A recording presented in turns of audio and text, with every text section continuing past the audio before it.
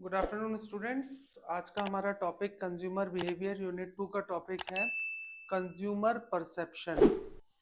Consumer perception अगर हम इसका हिंदी रूपांतर देखें तो कंज्यूमर परसेप्शन का मतलब होता है उपभोक्ता समझ। बेसिक डेफिनेशन कंज्यूमर परसेप्शन की है सब्जेक्टिव प्रोसेस और a physiological way to respond to a particular process of buying a product. इसका मतलब ये है कि सब्जेक्टिव विषयात्मक प्रोसेस है जिसके जरिए जिस तरीके से हम इंफॉर्मेशन को इंटरप्रेट करते हैं और अपनी अवधारणा एक पर्टिकुलर प्रोडक्ट के लिए बनाते हैं।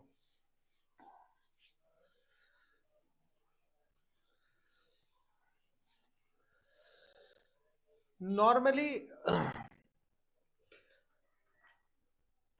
नॉर्मली अगर हम इसको एग्जांपल से समझना चाहें तो बेसिक एग्जांपल अगर हमने सभी ने एक ब्रांड के बारे में सुना होगा, कार का एक ब्रांड है दैट इज मर्सिडीज बेंज।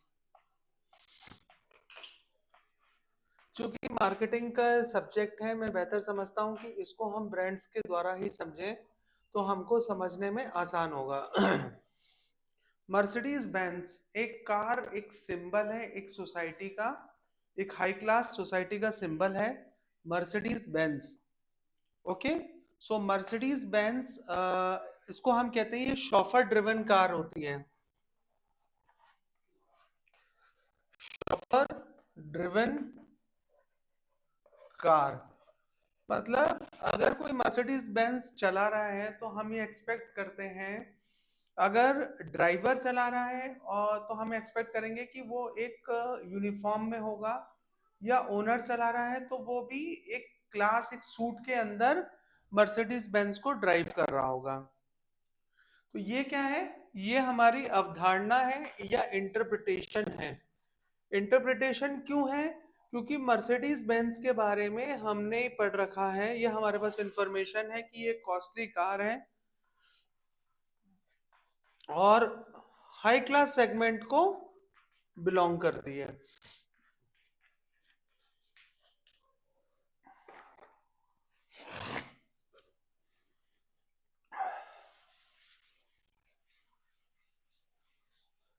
तीन कंपोनेंट हैं, तीन कंपोनेंट मैं आपको बताऊंगा।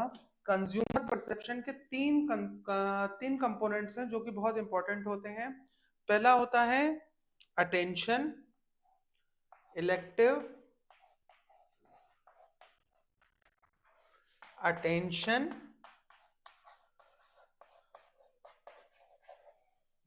Selective distortion,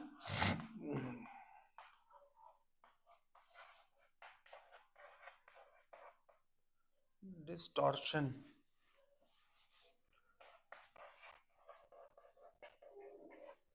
selective retention.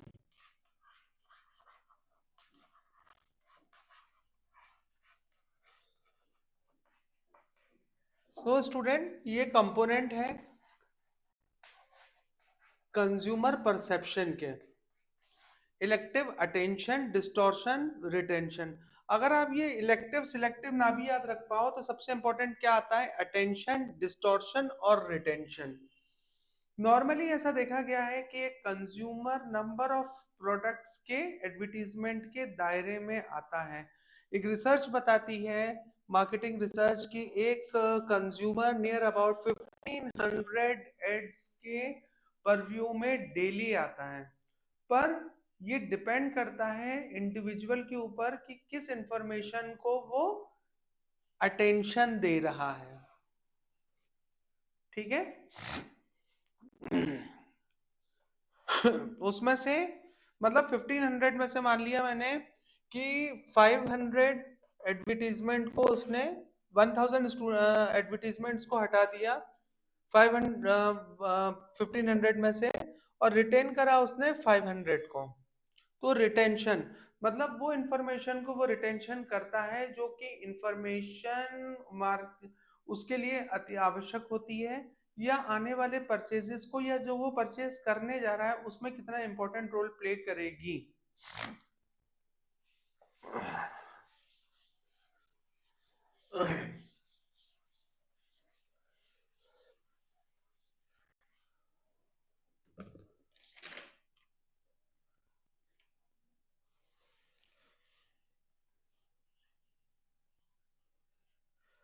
Next इसमें आता है कंपोनेंट के बाद कि इसमें से 3 इंपॉर्टेंट इन्फ्लुएंस परसेप्शन को, हमारी अवधारणा को कैसे इन्फ्लुएंस होता है, वो कैसे इन्फ्लुएंस होती है। तो इन्फ्लुएंस में नंबर 1 आता है परसेप्शन, मोटिवेशनल।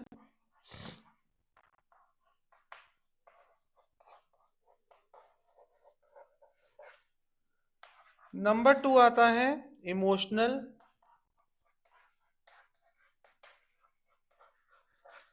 नंबर 3 आता है एक्सपेरिमेंट्स।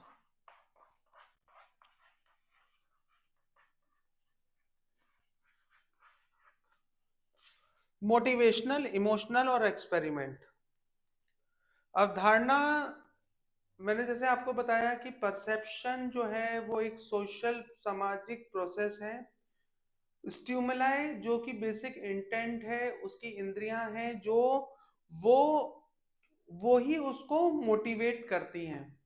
तो मोटिवेशनल इन सेंस मीन्स कि पर्सन, वही परसेप्शन वही जमा पाएगा जो कि मोटिवेशनल होगा। मोटिवेशनल का मतलब क्या होता है स्टूडेंट? उत्साहित।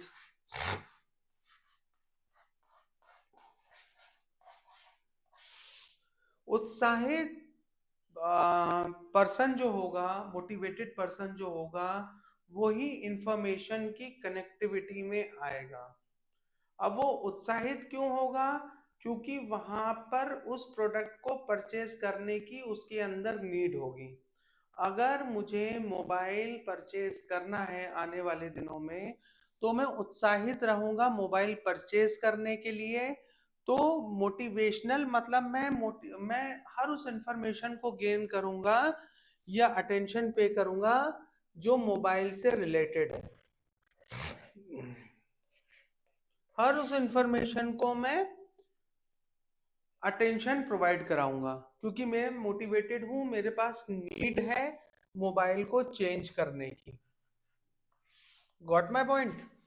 अगर मोटिवेशन, उत्साह किसी भी प्रोडक्ट को है, एनी सेगमेंट, तो मैं उसकी इंफॉर्मेशन लेने के लिए उत्साहित रहूंगा। इमोशनल, ये थोड़ा सा इंपॉर्टेंट फैक्टर है। इमोशनल, इमोशनल से मतलब क्या होता है? भावुकता।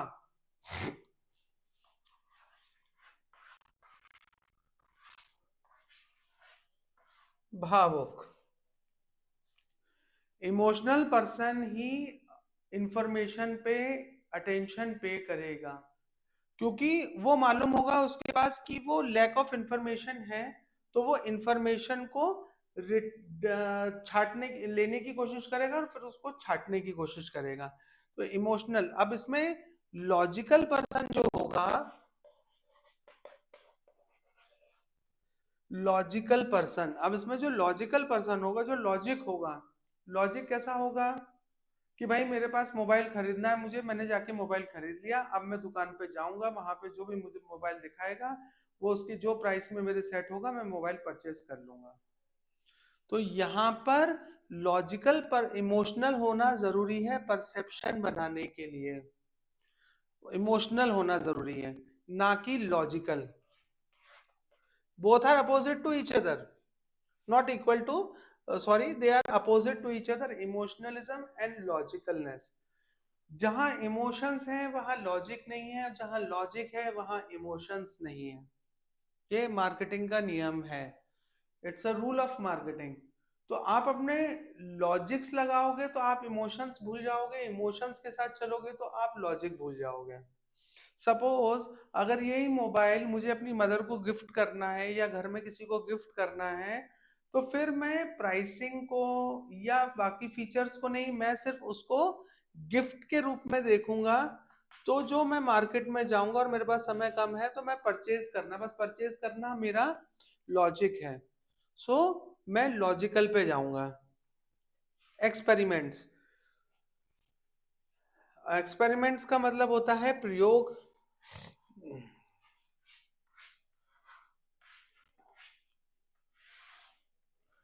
प्रयोग, स्टूडेंट, प्रयोग का मतलब क्या है एक्सपेरिमेंट्स का? कि हम अगर पहले किसी प्रोडक्ट को परचेज कर रहे हैं तो अगेन हम उस ब्रांड के लिए जाएंगे, तो हम उसमें एक्सपेरिमेंट्स में देखेंगे कि पहले जो हमने सेटिस्फेक्शन ड्रॉ किया था और अब जो सेटिस्फेक्शन ड्रॉ किया है उसमें समतलता है कि उसमें घटाव बढ़ा हुआ है।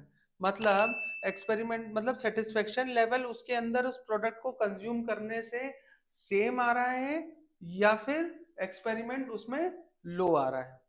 ठीक है,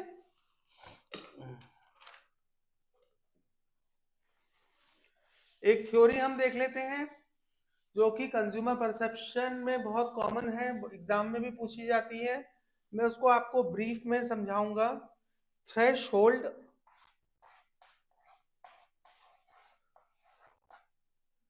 threshold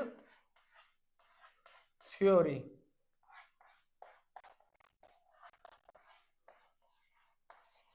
threshold theory, threshold theory का क्या मतलब है? थ्रेशोल्ड बेसिकली हम थ्रेशोल्ड किसको बोलते हैं? थ्रेशोल्ड हम बोलते हैं सबसे किसी भी स्ट्रक्चर का थ्रेशोल्ड, मतलब किसी भी स्ट्रक्चर का सबसे जो निचला लेयर होता है, सबसे निचला वाला जो पार्ट होता है उसको हम थ्रेशोल्ड बोलते हैं। तो कंज्यूमर बिहेवियर में मान लो आप अपने फ्रेंड के साथ व्हीकल पे, कार में जा रहे हो, किसी भी व्हीकल पे जा रहे हो and you are feeling hungry,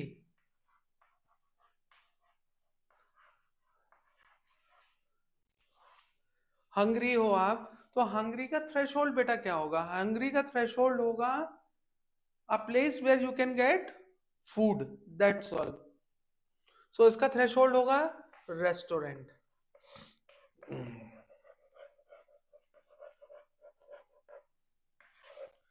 यहां इसका थ्रेशोल्ड होगा रेस्टोरेंट।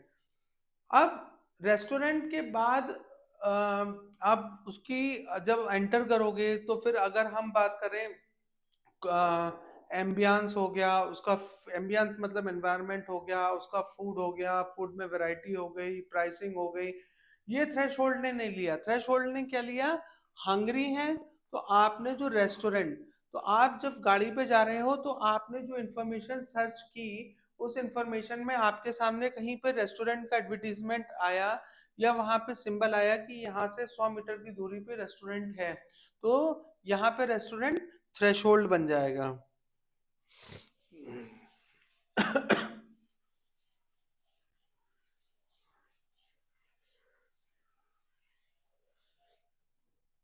लास्टली बेटा अगर हम देखें तो 5 तरह की स्टिमुलाई या इंद्रियां होती हैं: sound, smell, hear, oh hear तो हो गया, साउंड, स्मेल, टेस्ट, टेक्सचर और साइट।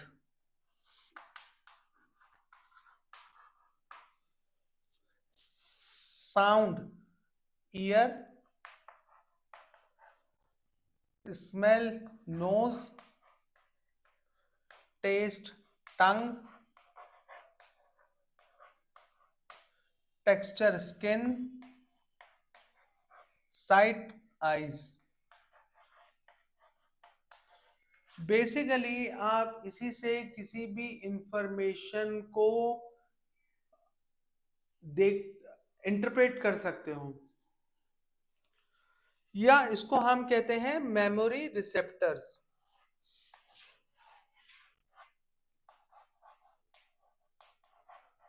मेमोरी रिसेप्टर्स ये हमारे न्यूरॉन्स नर्वस सिस्टम में ये एक रिसेप्टर का काम करता है जो भी इनकी सराउंडिंग्स में आता है। Sound, smell, taste, texture, sights, everything get recorded to our nervous system. Nervous system हमारा क्या करता है कि जो भी इंफॉर्मेशन हमारे काम की है हम अटेंशन लेते हैं उस इंफॉर्मेशन के लिए। जैसे मैंने एग्जांपल लिया था मोबाइल फोन का। अटेंशन के बाद क्या होता है? इंटरप्रिटेशन। इंटरप्रिटेशन।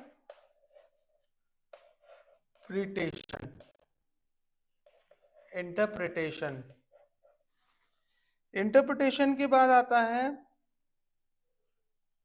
रिस्पॉन्स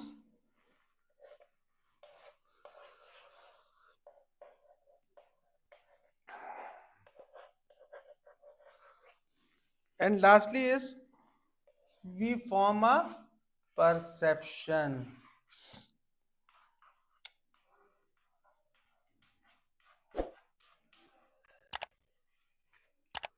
ठीक है, ये होता है consumer process, consumer perception process.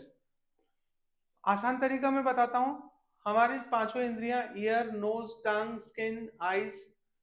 Year क्या करेगा? सुनेगा। नोज क्या करेगा? स्मेल करेगा। टंग क्या करेगा? टेस्ट करेगा। स्किन का क्या होगा? टेक्सचर होगा। आईज का क्या होगा? साइट देखेंगी।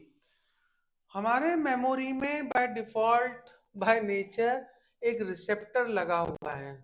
जो जो भी इंफॉर्मेशन हमको ज्यादा अट्रैक्टिव लगती है, या मान लो मैंने किसी प्रोडक्ट का रैपर देखा, उसमें बहुत ब्राइट कलर्स को मैंने यूज देखा, तो मैंने उस ब्राइट कलर को यूज देखते हुए मैंने क्या करा, मेरी आईज ने उसको अपने अंदर रिसेप्टर किया और उसको अटेंशन दिया।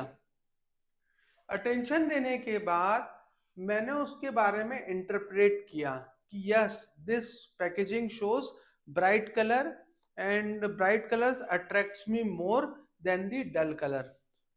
आपने मैगी का रैपर देखा होगा, उसमें जो कलर यूज होते हैं, उसके रैपिंग में जो कलर यूज हो रहा है पैकेजिंग में, वो येलो, रेड और ब्लू यूज हो रहा है।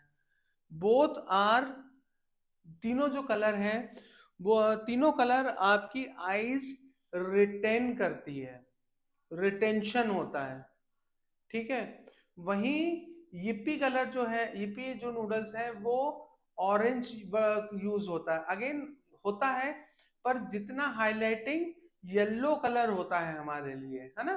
जैसे आपने आईपीएल में भी एग्जांपल देखा होगा, सीएसके की जो यूनिफॉर्म थी वो येलो कलर थी, तो yellow colour always attracts you.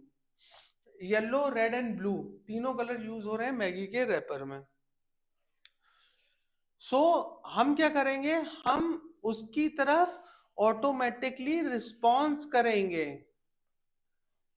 मेरे पास मैगी रखा हुआ है और मेरे पास yippee नूडल्स रखा हुआ है, या हम एग्जांपल ले सकते हैं चिंग्स।